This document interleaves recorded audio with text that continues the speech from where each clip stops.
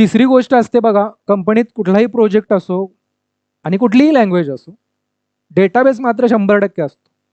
अशी कोणतीही कंपनी नाही आहे, अशी कोणतीही ऑर्गनायझेशन नाही आहे की ज्यांच्याकडे डेटा नाही आहे स्वतःचा. डेटाशिवाय काही चालतच नाही ना. तुम्ही स्वतःचं उदाहरण घ्या ना, तुमच्या मेंदू तुम्ही का चालताय रोज, तुम्ही का बोलता लोकांशी. एखादा ओळखीचा माणूस भेटला की तुम्ही त्याला हाय करता, का करता?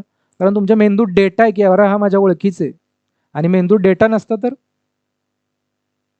म्हणजे अशी माणूस आपण सुद्धा विदाऊट डेटा नाही चालू शकत. मग कंपनी कशी चालेल ना.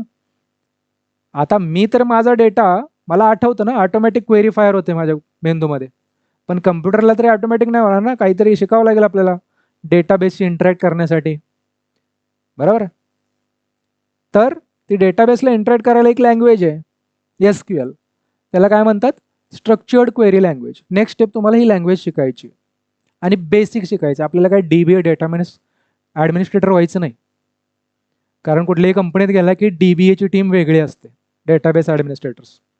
किंवा जर तुम्ही डेटा रिलेटेड जास्त वास्ट काम होत असेल, म्हणजे प्रत्येक कंपनीत होतच, डेटाची टीम असते वेगळी, त्याच्यामध्ये डेटा इंजिनियर्स असतात,